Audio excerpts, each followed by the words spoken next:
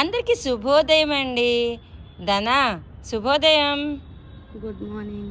Good morning. Thank you. చూడండి, ఇది అవుతుంది సామాకు. మనకి ఇది చాలా మంచిది. శామ దుంపల గురించి కూడా పెట్టాను, ఆకు గురించి కూడా పెట్టాను. మా పెరట్లో ఆకే.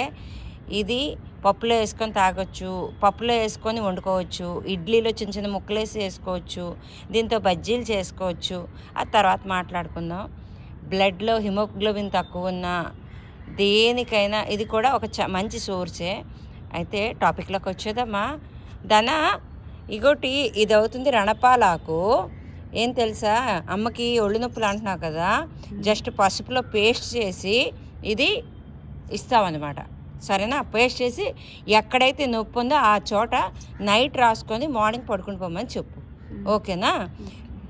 మరి నిన్న ఆవిడకి 3 times అంటే మసాజ్ అయింది కదా, బాగుందా? కొంచెం బెటర్గా ఫీల్ అవుతున్నారా?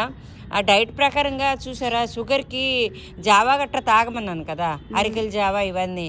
మరి ఆవిడ తాగుతున్నారు కదా, కొంచెమైనా అంటే ముందు మీద సన్నబడడం, కొంచెం బాగుండడం, అలాగే ఏమైనా మంచి సిమ్టమ్స్ కనిపించాయదనా? అమ్మకి బాడీ కొంచెం లైట్ వెయిట్గా ఉన్నట్టు అనిపిస్తుంది తాగాక. మళ్ళీ డైట్ మారిస్తే మళ్ళీ బరువు అనిపిస్తుంది కదా, మళ్ళీ ఫాలో అయితే బాగుందా? సరే అండి, ఓకేనా? ఇది ఈరోజు విషయం, అర్థం చేసుకోండి. ఇదేదో టిప్ అయితే బాగుంది. పనికొచ్చిన ఆకుకూరలో ఇంకొక మంచి మెడిసినల్ ప్రాపర్టీస్ ఉన్న, వాల్యూస్ ఉన్న రణపాలాకుని ఇస్తున్నాను. ఇంతటితో సెలవు తీసుకుంటున్నానండి. అందరికీ శుభోదయం. ఈరోజు మంచి మాట. ఉంటానండి.